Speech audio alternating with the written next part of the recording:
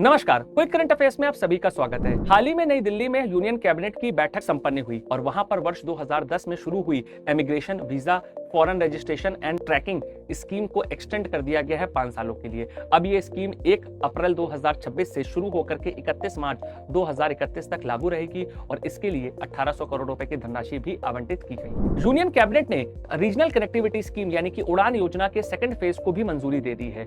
2016 में शुरू हुआ उड़ान का पहला फेज अब हमारा मॉडिफाइड उड़ान के नाम से जाना जाएगा और ये स्कीम 2026 से 2036 के बीच में लागू रहेगी और इसके लिए सरकार ने 28,840 करोड़ रुपए की बजट की धनराशि भी आवंटित की है। असम भारत का पहला ऐसा राज्य बन गया है जो अपने सैटेलाइट लॉन्च करने जा रहा है। इसके लिए असम सरकार ने एक टेंडर भी फ्लोट किया है जहां पर मिनिमम 5 सैटेलाइट हमारे लो अर्थ ऑर्बिट पे स्टैब्लिश किए जाएंगे और ये सैटेलाइट हमारा एनवायरमेंटल और डिजास्टर रेजिलियंस के साथ साथ हमारा जो पॉल्यूशन है उसको मॉनिटर करने में और इमिग्रेंट जो कि भारत के अंतरराष्ट्रीय सीमा से असम में घुसते हैं उस पर नजर रखने के काम में आएंगे। ऑपरेशन ऊर्जा सुरक्षा को भारतीय नौसेना ने लॉन्च किया है जिसका उद्देश्य स्टेट ऑफ हॉर्मुज में जो भारत के ऑयल और गैस के टैंकर है उसकी सुरक्षा को पुख्ता करना है। भारत सरकार ने आरबीआई को निर्देश दिया है कि मॉनेटरी पॉलिसी कमेटी इन्फ्लेशन के जो टारगेट है उसको अगले 5 साल यानी कि 2031 तक 4+-2% के आधार पर ही लेकर के चलेगी। अब आइए आज के सेशन से जुड़े हुए कुछ क्वेश्चंस और इनके आंसर्स को देख लेते हैं। हाल ही में यूनियन कैबिनेट ने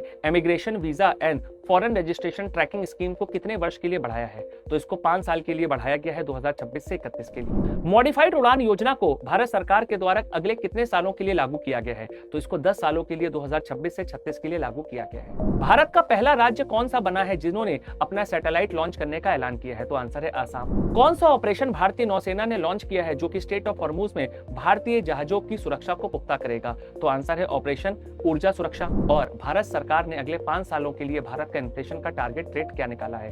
तो 4+-2% है।